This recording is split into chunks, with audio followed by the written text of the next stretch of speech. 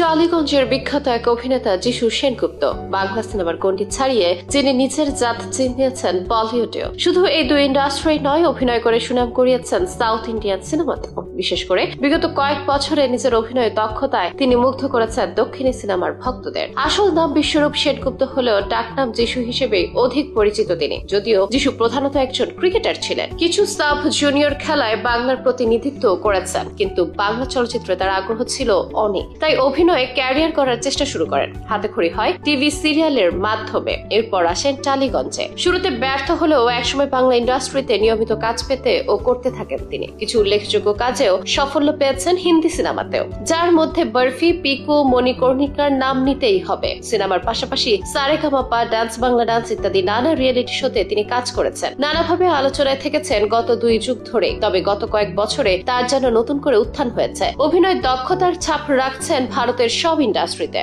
নজর কাটছেন সবার। বিশেষ করে ভিলেন হিসেবে তার ব্যস্ততা বেশি আজকাল। এই মুহূর্তে তার হাতে রয়েছে বেশ কিছু প্রতীক্ষিত সিনেমা। বিশেষ করে 4 ইন্ডাস্ট্রি 4 সুপারস্টার সিনেমায় চুক্তিবদ্ধ হয়ে নতুন করে আলোচনায় তিনি। বলিউডের বাদশা শাহরুখ খানের পরবর্তী সিনেমা কিং এ একটি গুরুত্বপূর্ণ রোলে যিশু থাকছেন বলে খবর বেরিয়েছে। এছাড়া টলিউড সুপারস্টার প্রভাসের দ্য রাজা সাব সিনেমাতেও অন্যতম চমক বাঙালি অভিনেতার। শুধু সাউথ কিংবা বলিউড নয়, বাংলা সিনেমার জগতেও ভুলে যান তিনি। ডিসেম্বরে মুক্তিপ্রাপ্ত দেবের খাদানের অন্যতম আকর্ষণ যিশু সেনগুপ্ত। এদিকে বাংলাদেশি সুপারস্টার শাকিব খানের বরবাদ সিনেমাতেও ভিলেন হচ্ছেন যিশু সেনগুপ্ত। সেই খবরও অনেকটাই ভাইরাল। পবন কল্যাণ, নার্গার্জুন সহ আরো অনেকের আপকামিং সিনেমাতেও যিশু সেনগুপ্ত থাকার কথা রয়েছে। নিজের ক্যারিয়ারের সেরা সময়টা এখন পার করছেন যিশু সেনগুপ্ত। আজ কলকাতা তো কাল মুম্বাই, পরের দিন আবার চেন্নাই, এভাবেই কাটছে তার দিন। পজিটিভ হোক বা নেগেটিভ, দুই ধরনের রোলেই পর্দা কাঁপাচ্ছেন তিনি। তার নতুন উত্থানের শুরুটা ছিল 2019 সালে এনটিআর কথা না ক্রু দিয়ে। এটা দিয়ে তার অভিষেক হয় তেলুগু ইন্ডাস্ট্রিতে।